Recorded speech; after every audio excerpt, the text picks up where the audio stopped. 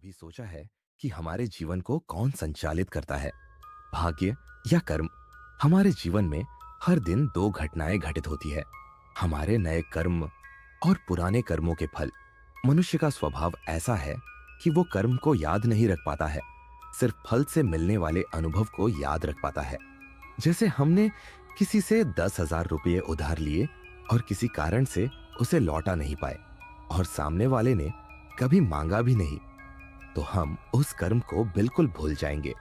लेकिन आज हम किसी को 20,000 रुपये उधार देते हैं और बार बार मांगने से भी वो पैसा वापस नहीं मिलता है, तो हम बोलते हैं कि शायद ये पैसा हमारे भाग्य में नहीं है, इसे भूलना ही अच्छा है। इसका अर्थ यह है कि जिसे हम भाग्य कहते हैं वो और कुछ और नहीं, पिछले कर्मों के फल को स्वीकार करने का आश्रय है। भाग्य के भरोसे बैठने से कोई फल नहीं मिलता, कर्म करने से फल मिलता है। वो कर्म कल का भी हो सकता है या पिछले जन्म का भी। कल का कर्म आज का भाग्य है और इसे ही कर्म बंधन कहते हैं।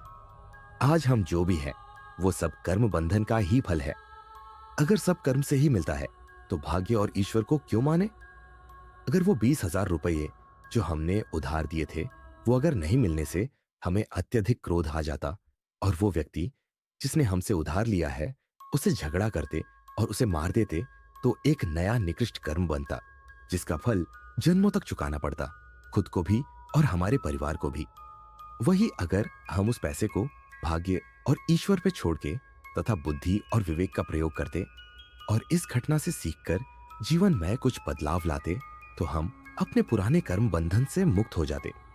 ईश्वर की भक्ति और सेवा से हमें वो शक्ति मिलती है जिससे हम अपने मन, बुद्धि और विवेक का सही इस्तेमाल करके अपने वासनाओं पे जीत प्राप्त करते हैं, जो सारे दुखों का कारण है। ईश्वर के प्रति समर्पित और हर कर्म को ईश्वर की सेवा मानकर करने वाला व्यक्ति उससे मिलने वाले फल को भी ईश्वर का ही प्रसाद समझता है। ऐसा व्यक्ति कर्म बंधन और जीवन मरण के चक्र से मुक्त हो जाता है। राधे राधे।